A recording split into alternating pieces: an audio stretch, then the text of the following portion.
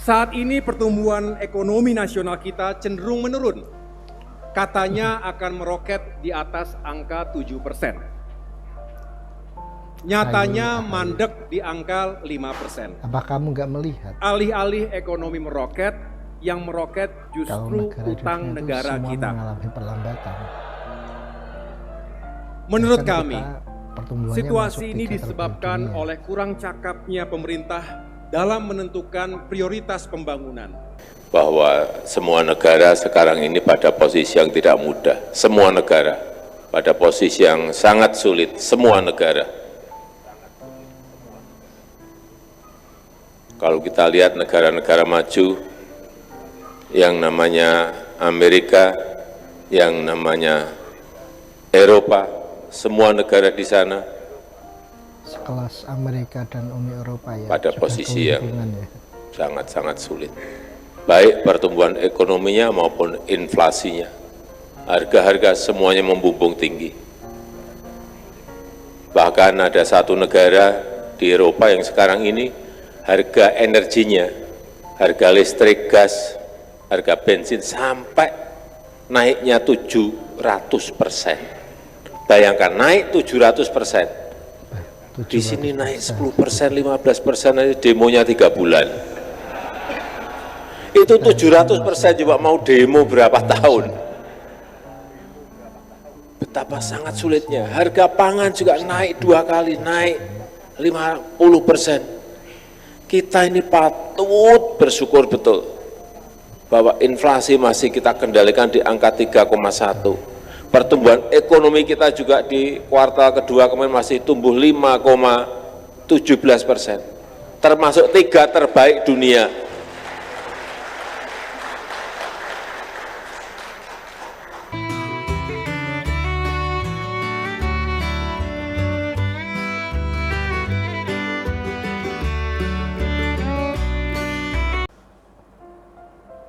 Assalamualaikum warahmatullahi wabarakatuh, Sobat Gerobokan Gokil semuanya. Bagaimana? Masih dalam keadaan sehat ya?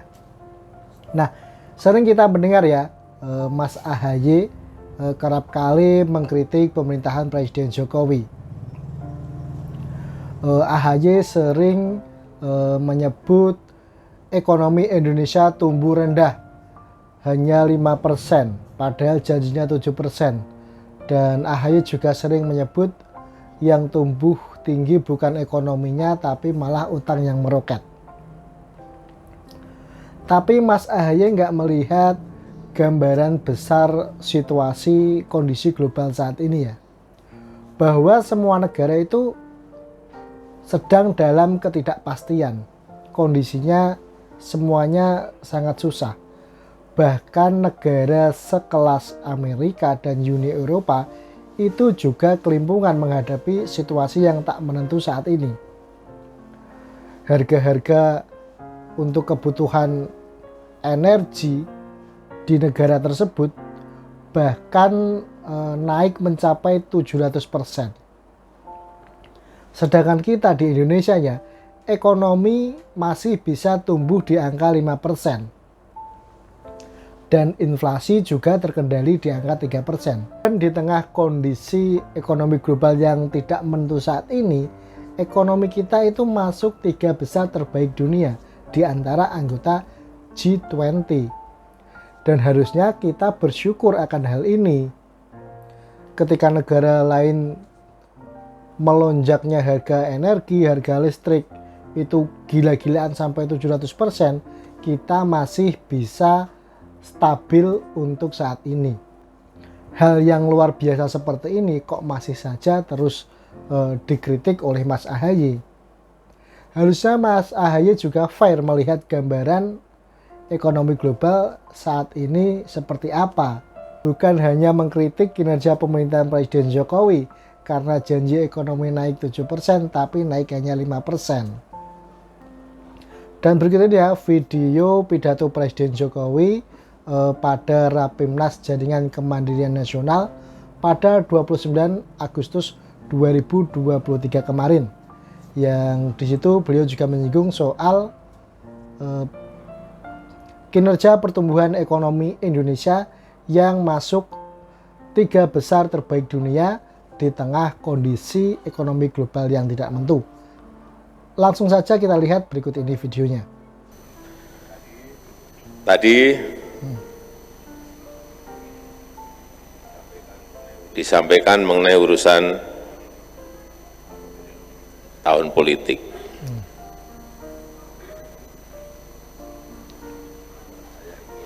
Saya ingin menyampaikan terlebih dahulu mengenai bahwa semua negara sekarang ini pada posisi yang tidak mudah. Semua negara pada posisi yang sangat sulit. Semua negara.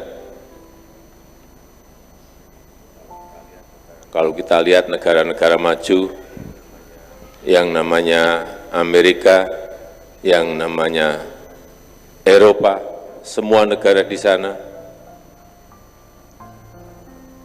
pada posisi yang sangat-sangat sulit. Baik pertumbuhan ekonominya maupun inflasinya. Harga-harga semuanya membumbung tinggi.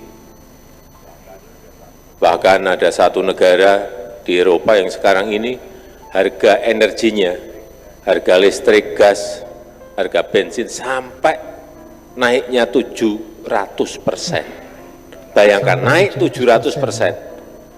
Di sini naik 10%, 15% aja demonya 3 bulan. Itu 700% coba mau demo berapa tahun? Kelompokan barisan sakit Betapa hati sangat pasti sulitnya. Harga pangan juga naik 2 kali, naik 50%. Kita ini patut bersyukur betul bahwa inflasi masih kita kendalikan di angka 3,1. Pertumbuhan ekonomi kita juga di kuartal kedua kemarin masih tumbuh 5,17%, termasuk 3 terbaik dunia. kita sangat bersyukur ya, punya presiden dan punya pemimpin seperti Pak Jokowi. Ekonomi yang baik sekarang ini yang di G20, Indonesia, India, RRT, China. Yang lain-lain sangat berat. Sekali lagi, dunia penuh tantangan, baik itu krisis pangan, baik itu krisis energi, baik geopolitiknya,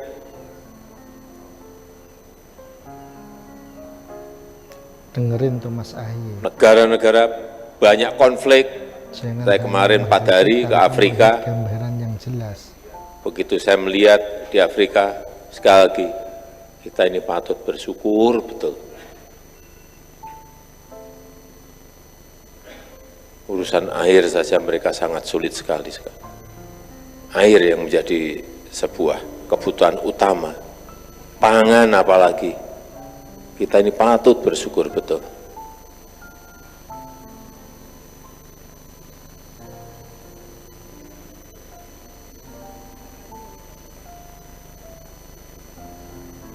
Sehingga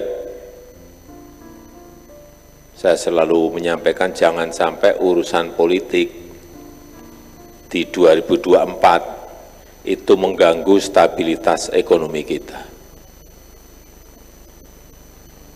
Karena kalau terganggu dalam posisi dunia sulit itu kadang-kadang mengembalikannya akan sangat sulit. Kadang-kadang bisa saja betul-betul sulit, tapi kadang-kadang bisa menyulitkan kita.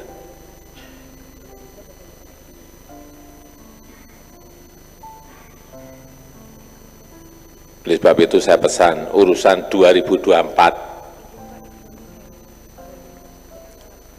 tidak usah tergesa-gesa. Ojo ke susu.